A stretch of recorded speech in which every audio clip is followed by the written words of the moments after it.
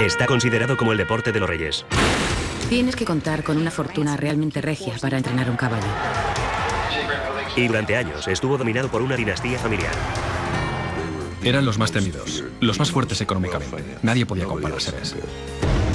Pero cuando un peón agrícola se casa con alguien de la familia, el resultado es desastroso. Quería poder.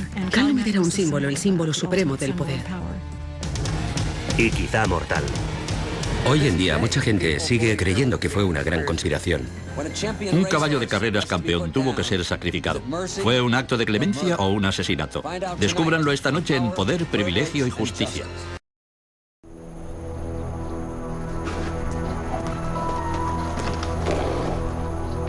El jueves 15 de noviembre de 1990, a las 8:15 de la mañana, los veterinarios llegaron a la legendaria hacienda Calumet, en Lexington, Kentucky. Allí encontraron al pura sangre campeón Alydar derrumbado en su establo, con la pata trasera derecha horriblemente destrozada. Tras cargar una jeringa con una dosis letal de barbitúricos, los veterinarios durmieron para siempre al caballo más valioso del mundo. En la investigación posterior se vería implicado mucho más que el simple deceso de un caballo de carreras campeón. Se verían implicados las ambiciosas maquinaciones del hijo de un pobre granjero para abrirse camino en el exclusivo mundo de la rancia aristocracia de Kentucky.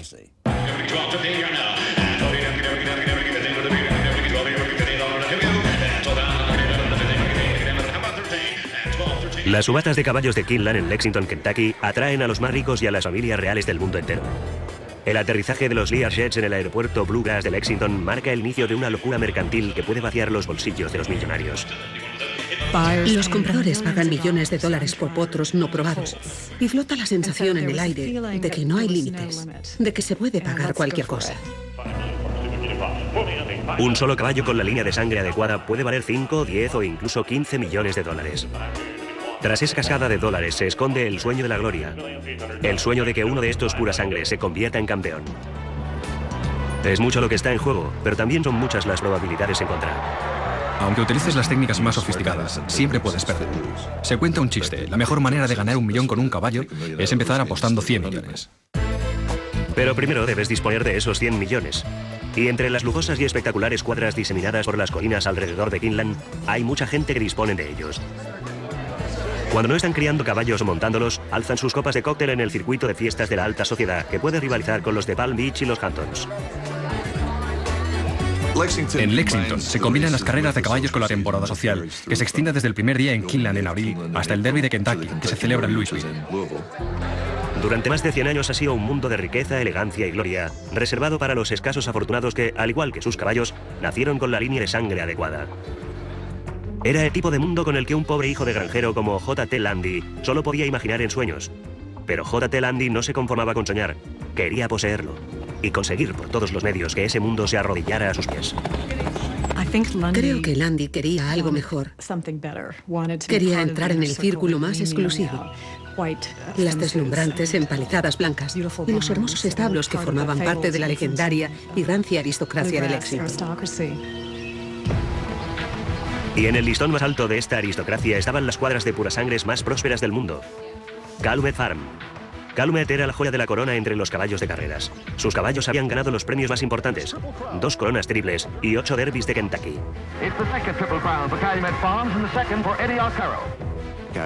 Calumet Farm era la hacienda equina por excelencia. Nadie lo hacía mejor que ellos. Podían compararse con los Yankees de Nueva York.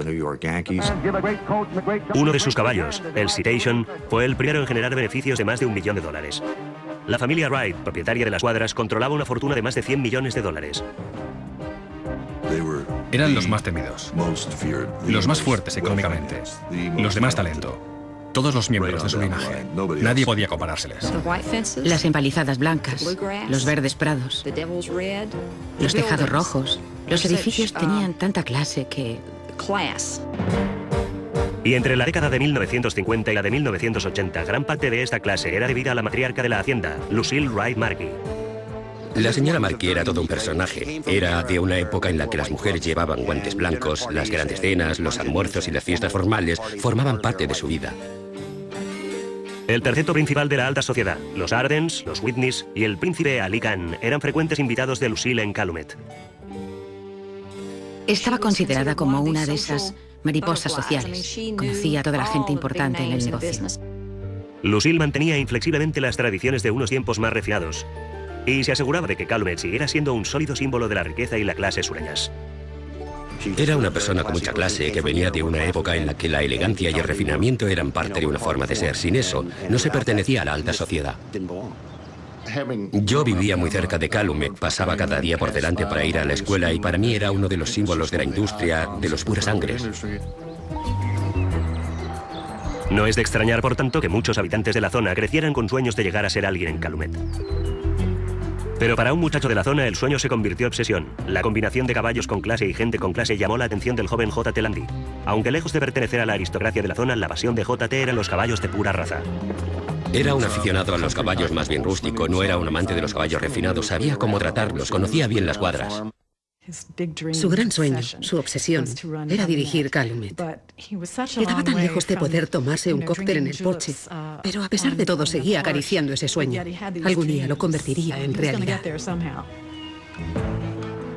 La idea de que un plebeyo como J.T. Landy llegara a asumir el control de una institución tan aristocrática como Calumet Farm era totalmente descabellada. Pero Landy lo deseaba con tanta intensidad que casi podía tocarlo, y encontró la manera de acercarse a su meta.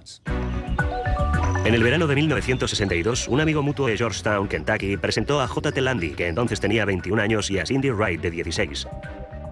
Cindy era la nieta de Lucille Markey.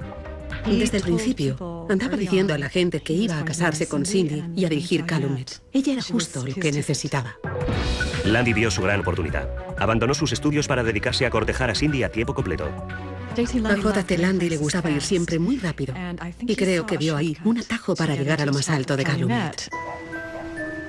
A pesar de las airadas y decididas protestas de la abuela de Cindy, la pareja se casó en 1963. La nueva señora Landy era probablemente la única persona de Kentucky que no dudaba de los motivos de su marido. Se había casado con Cindy para estar bien posicionado, a la espera de que la señora Markey muriera, para poder convertirse en el director de Calumet Farm. Pero Landy era una persona temperamental, proclive a pronunciar explícitas diatribas. J.T. no era una persona educada. Estaba considerado como muy vasto. Nunca llevaba traje y corbata. Era un tipo muy campechano que prefería irse a comer pollo frito y luego ir a jugar al golf en el club campestre. Quizá le faltara sofisticación, pero lo que Landy sí tenía era una gran ambición. Empezó inmediatamente a prepararse para asumir el control de Calumet y no le importaba que la gente lo supiera. Me dijo, Margaret, hoy voy a pasar mi examen de entrenador. Y yo le pregunté, ¿para qué, J.T., si no vas a ser un entrenador? Y él me dijo, bueno, para poder dirigir Calumet Farm, tienes que saberlo todo acerca de los caballos. Lucille Markey, sin embargo, impedía por todos los medios que Cindy y J.T. tuvieran nada que ver con Calumet. Ella pensaba que eran como un par de paletos, y no quería que se mezclaran con sus selectos amigos. Sin dejarse intimidar, J.T. pidió dinero prestado para comprar su propia hacienda, un establecimiento ecuestre de 318 acres para la cría y el pupilaje muy cerca de Calumet. Estaba dispuesto a esperar el tiempo que fuera necesario, a sabiendas de que tarde o temprano, Calumet pasaría a ser propiedad de la familia con la que había emparentado al casarse con Cindy. Durante 2 décadas, Landy siguió de cerca todo lo que sucedía en Calumet y esperó la muerte de Lucille. Mientras tanto, las cuadras Calumet de Lucille Markey siguieron siendo una fuerza en auge en la industria de los puras sangres, pujanza que culminó en 1978 con la llegada a la yeguada de un extraordinario potro llamado Alydar. Y aquí viene Alydar, un verdadero milagro, avanzando con cada paso hacia la victoria. Era un ejemplar majestuoso, su estampa era realmente regia y su aspecto era totalmente acorde con su papel. Alydar era una celebridad en la región del Bluegrass. Su rivalidad con Affirm había hecho historia en las carreras de la Triple Corona. Su rivalidad nos dio los momentos más espectaculares en toda la historia de las carreras de caballos americanas. Era un verdadero fenómeno nacional observarles cuando competían. Aunque su rival venciera en la Triple Corona, Alydar no tenía rival en cuanto a engendrar campeones. Eran potros grandes y preciosos, yearlings de entre 1 y 2 años, que cuando aparecían en las subastas eran tan hermosos y corrían tan bien que todo el mundo pensaba, hombre, seguro que este no puede fallar. Lucille cobraba $40.000 a los propietarios que querían que sus yeguas pasaran unos minutos en el establo de cría de Alydar. Hasta entonces, Lucille Markey había conseguido no tan solo mantener la cuadra Calumet entre las más prestigiosas, sino también mantener al marido de su nieta, J.T. Landy, alejado del negocio familiar. Pero Lucille era nonagenaria. Solo sería una cuestión de tiempo para que JT tuviera su oportunidad.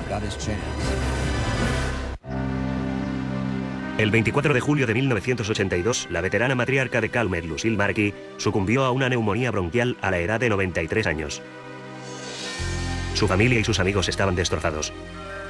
J.T. Landy estaba eufórico. JT albergaba un profundo resentimiento contra la abuela de su esposa. Dicen incluso que después del funeral de la señora Markey, él se quedó rezagado para orinar sobre su tumba.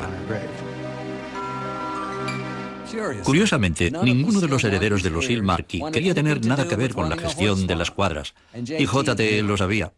No le costó demasiado convencer al resto de la familia de que le dejaran tomar las riendas de un negocio valorado en casi 100 millones de dólares. Los miembros de la familia Wright no tan solo no sabían nada de caballos, sino que tampoco sabían nada de negocios, de cómo debía dirigirse una empresa.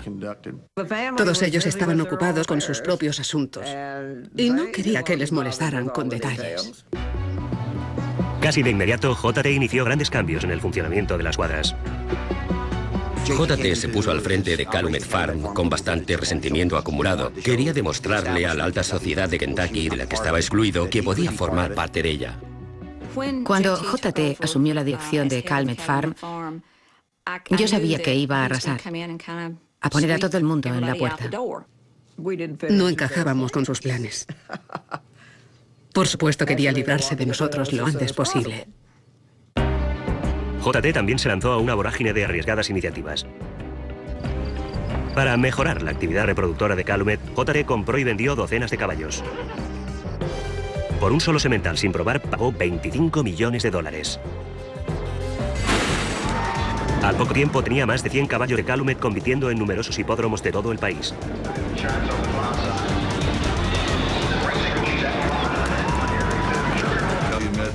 Calumet era el bastión conservador de establishment. Durante años y más años, lo habían hecho todo ciñéndose a las reglas. Pero Landy, al asumir el papel de director, estaba mucho más preocupado por el rendimiento monetario. Tenía una idea mucho más agresiva del negocio. Por supuesto, aumentó inmediatamente los precios de cubrición, con lo cual muchos ya no pudieron permitírselo. Pero él quería el control total. Las prácticas poco convencionales de Landy no le proporcionaron muchos amigos en la industria, pero a él no le importaba. Porque no tan solo controlaba las cuadras más prósperas, sino también el caballo de pura raza más famoso de la nación. El semental Alydar de 7 años no era tan solo un caballo famoso, sino que también era el activo más valioso de Calumet. La reina de Inglaterra había llamado a JT para pedirle que su caballo cubriera una de sus yeguas. Alydar encabezaba el ranking de todos los caballos sementales del momento. Alydar también era la piedra fundamental en la que se basaban todos los planes de Landy para Calumet Farm. Aumentó el precio por cubrición con Alydar de $40.000 a nada menos que $250.000. Y por 2,5 millones ofreció derechos de cubrición vitalicios, una práctica muy poco habitual en el mundo de los caballos de pura raza. La venta de derechos de cubricón vitalicios no implica la venta de capital. El comprador, en cambio, dispone de la cubricón de una yegua al año a perpetuidad. Es una buena manera de conseguir liquidez inmediata. Para proteger su inversión, aseguró a Alydar en Lloyd's de Londres y otras compañías de seguros. En total tenía más de $30 millones en pólizas de seguros de vida sobre el caballo. Pólizas que esperaban no necesitar jamás. En 1983, gracias en gran parte a los beneficios generados por Alydar, Landy nadaba en dinero. Pero no le duró demasiado. Inició una ambiciosa campaña de renovación que incluía instalaciones acuáticas de $1 millón. También renovó la mansión de la hacienda. Se gastó una cantidad tremenda de dinero en las reformas, añadiendo nuevos elementos, renovando y amueblando la casa, renovando los establos. En la hacienda se respiraba un ambiente totalmente distinto de cuando todavía era propiedad de la señora Markey. Landy también hizo instalar unas ornamentadas puertas de hierro forjado de 5 metros en la entrada de Calumet Farm. Cuando Landy instaló esas puertas, era como si quisiera cerrar la finca al mundo exterior. Podía ocurrir que los criadores de caballo dijeran: «Oh, me gustaría venir a ver los sementales», pero si no le apetecía a JT, entonces no podían entrar a verlas. Landy también derrochó dinero en sus propios placeres. Compró un chalet de esquí en Vail, un apartamento en los Cayos de Florida y una casa en las Islas Vírgenes. Compró una flota de aviones, incluido un reactor West Wing para 8 pasajeros, por $2,1 millones. Para hacer realidad un sueño de infancia, JT también gastó más de $100.000 del dinero de Calumet para patrocinar la escudería de coches de carreras Indy de A.J. Foyt. Iba a muchos sitios en avión. Invitaba a mucha gente y se lo pasaba muy bien. y se fundió muchísimo dinero. Era una cuestión de imagen, de poder. JT podía volar con sus amigos hasta Maine para un picnic con bogavantes, ¿sabes? O viajar a cualquier parte por capricho. A mediados de los años 80, las reservas de efectivo de Calumet se habían evaporado. Utilizando la hacienda y Alydar como garantía, Lundy obtuvo créditos de varios bancos de Kentucky. Manejaban tantísimo dinero. Todos los bancos les cortejaban. Y JT aceptó las ofertas de los bancos. Siguió gastando y siguió obteniendo préstamos. Siguió pidiendo créditos a un banco para pagar a otro y luego pidiendo créditos a otro para pagar al primero. Los bancos creían estar comprando una mina de oro, pero no sabían que la mina ya pertenecía a otro.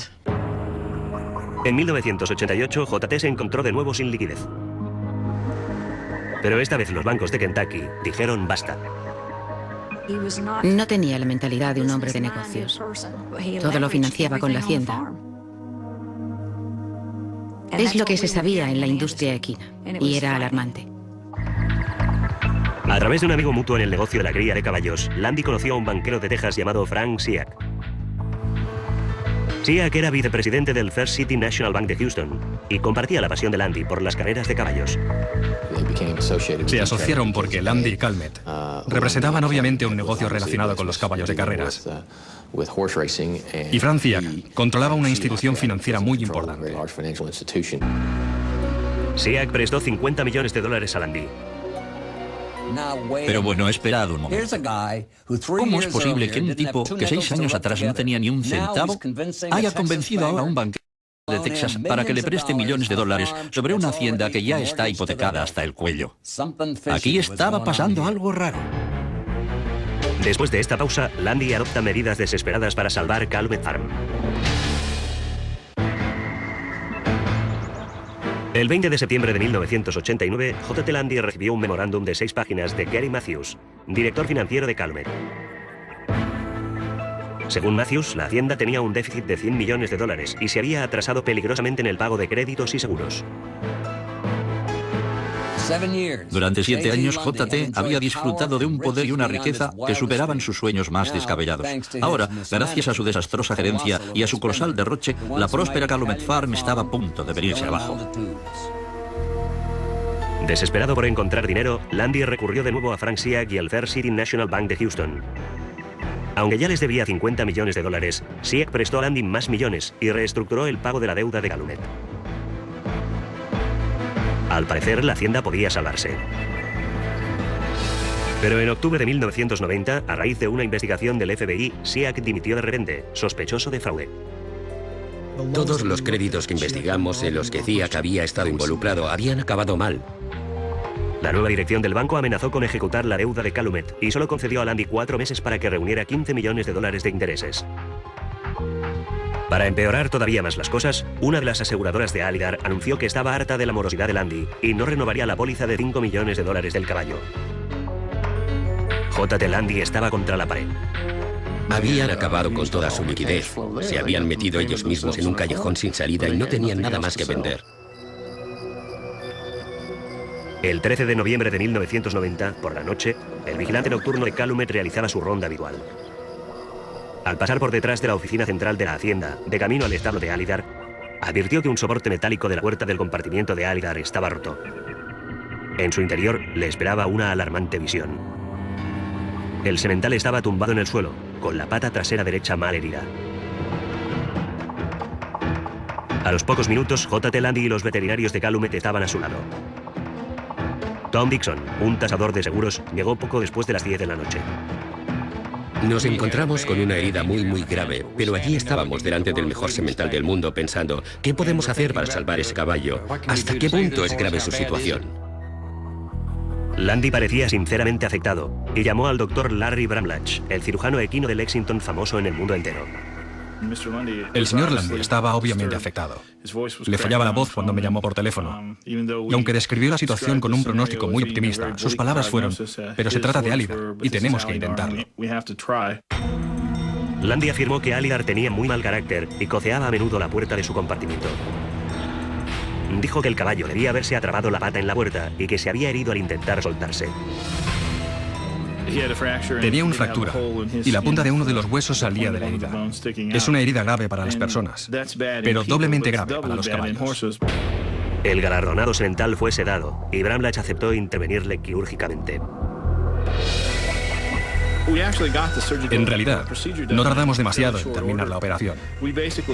Básicamente insertamos una pequeña placa en la zona de la herida y la fijamos con unos clavos a través del hueso y escayolamos la pierna con fibra de vidrio. Al principio el caballo pareció recuperarse. Estaba plenamente consciente. Todo fue estupendamente, bajó la cabeza y empezó a comer. Todo el mundo se sintió muy aliviado, con la sensación de que se había solucionado otro problema. Tranquilizados, Bramlach y Dixon abandonaron la hacienda. Pero no llegaron muy lejos. El doctor Bramlach ya se había ido, pero solo llegó hasta la puerta de la finca. Allí recibió una llamada telefónica diciendo: «Doctor, regrese enseguida. Alydar tiene un problema». Alydar se había caído otra vez. Había intentado desplazarse dentro del compartimiento y se había caído con la pata escayolada. Y esta vez se había roto la cadera. Con una segunda fractura en la misma pierna no les quedaba otra opción. Esperaban mi aprobación final. Yo estaba allí en representación de las compañías de seguros. Me dijeron: «Solo tenemos una opción», y yo les dije: «Hagámoslo». Era obvio que el magnífico campeón Alydar sufría, tumbado en el suelo de su establo. Y finalmente fue sacrificado. Basta con inyectarles una sobredosis de anestesia. Se duermen y mueren. El 15 de noviembre de 1990, Alydar recibió sepultura en una colina que dominaba las blancas empalizadas y ondulante paisaje de Calumet. La noticia de su muerte había conmocionado el mundo de los caballos de pura sangre. La muerte de un semental en la flor de la vida, por ende un semental como este, que moría joven, relativamente joven, conmocionó toda la comunidad de los caballos de carreras.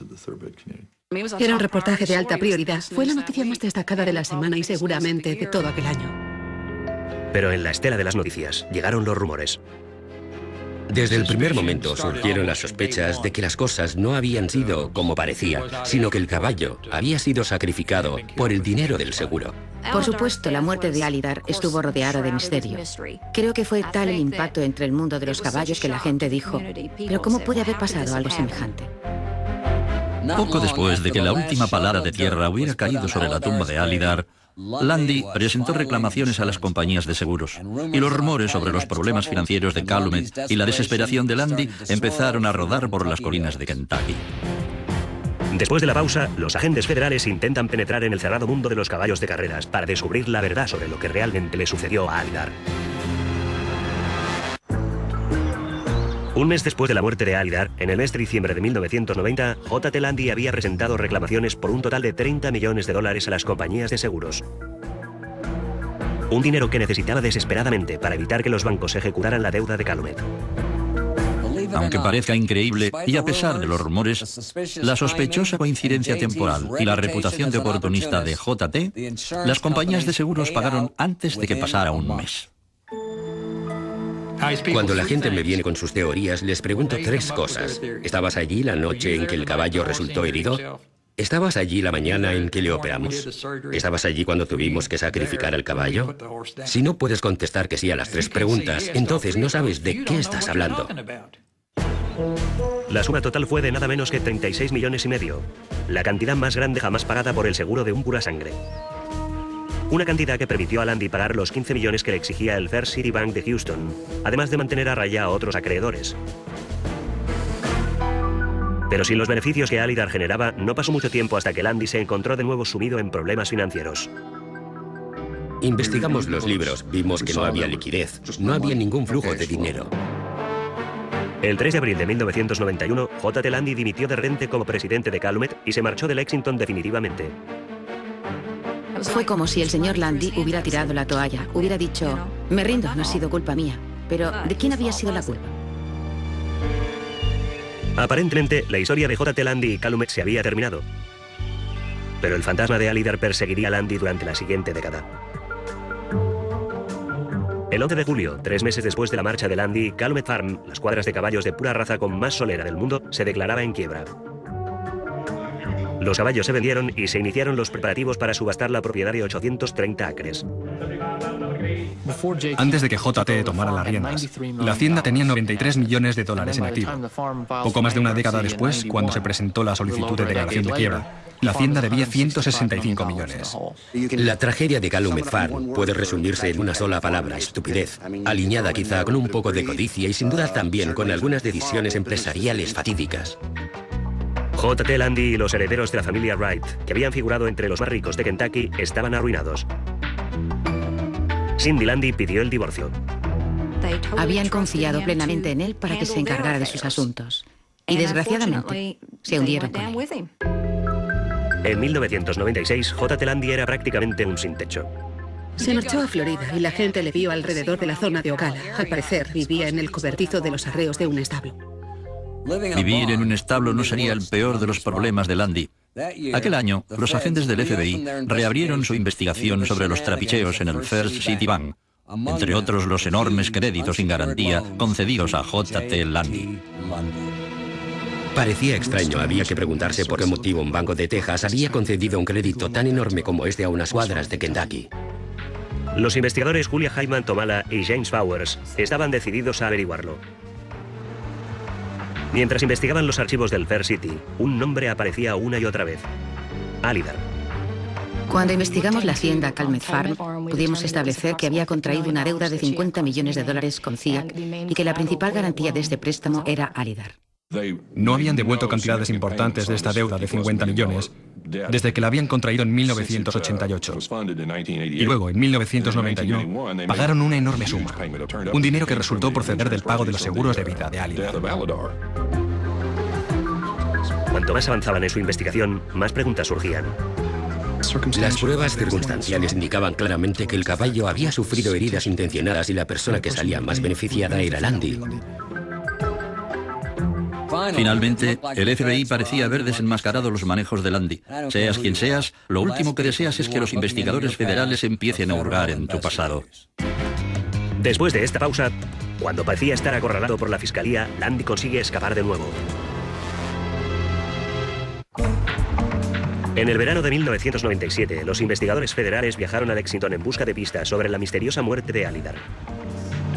Estaban decididos a demostrar que la muerte de Alydar había sido un acto desesperado, un asesinato. Pero tuvieron una decepción al constatar que no todo el mundo compartía esta opinión. La pregunta era si cabía la posibilidad de que alguien hubiera fracturado adrede la pata de Alydar. Yo no lo creí entonces. Y sigo sin creerlo ahora. Creo que fue una muerte accidental en el establo.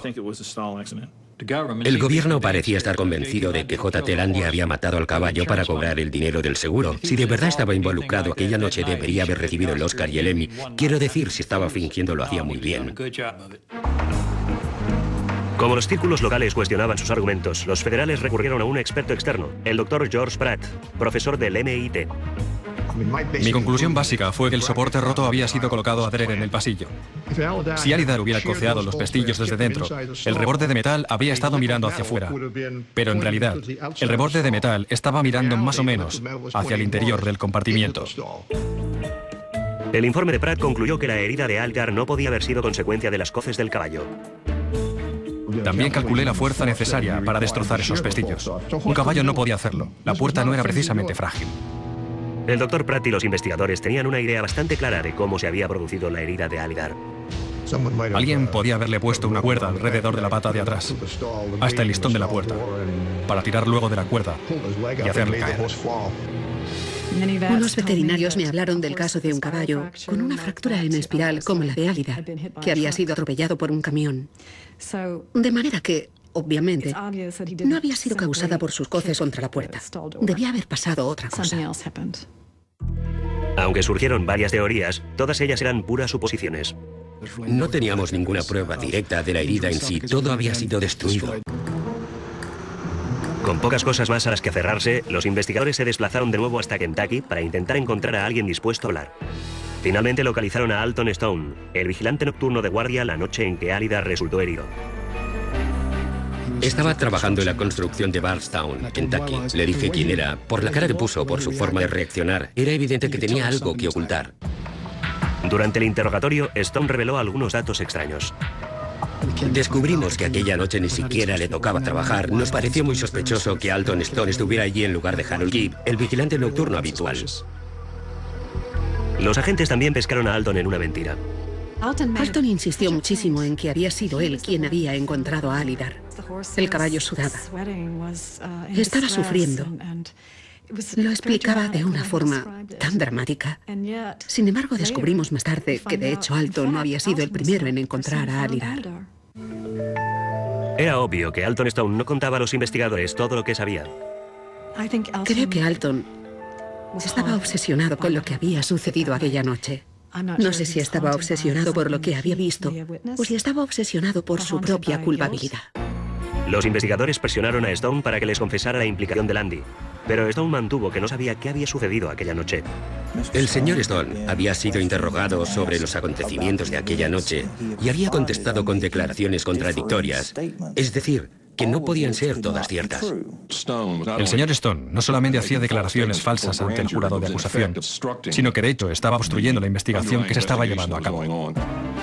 De manera que en enero de 1998 la Fiscalía acusó a Alton Stone de perjurio.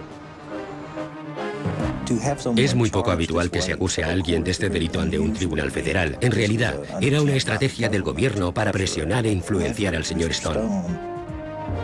En su proceso por perjurio, Stone se mantuvo firme. Fue declarado culpable y condenado a 5 meses de cárcel. ¿Quién sabe? Quizá Landy había podido presionar a Alton Stone, pero la acusación no se dio por vencida y los investigadores regresaron a Houston para elaborar un nuevo plan de ataque. En marzo de 1999, un jurado de acusación federal acusó a J.T. Landy de fraude bancario relacionado con el First City Bank. Cuando el 19 de enero de 2000 empezó la vista contra Landy en los juzgados federales de Houston, el acusado se sentía tranquilo. La defensa de Landy era muy sencilla. Es decir, mirad, soy un sencillo comerciante de caballos. Y sí, tuve ciertos negocios privados con Frank Fiak, pero no tenían nada que ver con la concesión del crédito. La acusación se esforzó en convertir un asunto complicado en algo sencillo de entender para el jurado. Entre otras cosas, presentaron pruebas de que Fiak había obtenido derechos de cubrición con un semental de Calmet por $1, cuando su precio era de $125.000. Prueba afirmaron de que Fiak aceptaba sobornos para prestar dinero a la hacienda. La Fiscalía presentó también como prueba el memorándum de Gary Matthews de septiembre de 1989.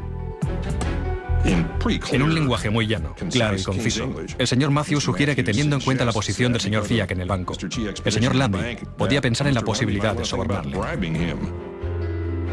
La defensa contraatacó con un argumento bastante peregrino. Adujo que el señor Landy no tenía suficientes luces para perpetrar fraudes y sobornos.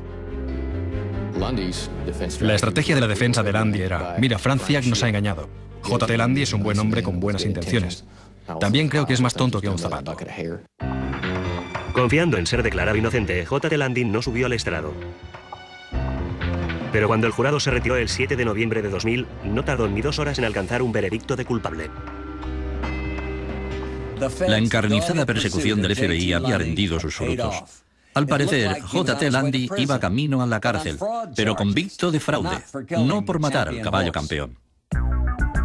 Tras ser declarado culpable, seguía estando muy animado, como si esperara que a pesar de todo, las cosas se arreglarían, que todo iría bien. Después de esta pausa, J.T. Landy quedará muy sorprendido al recibir su sentencia.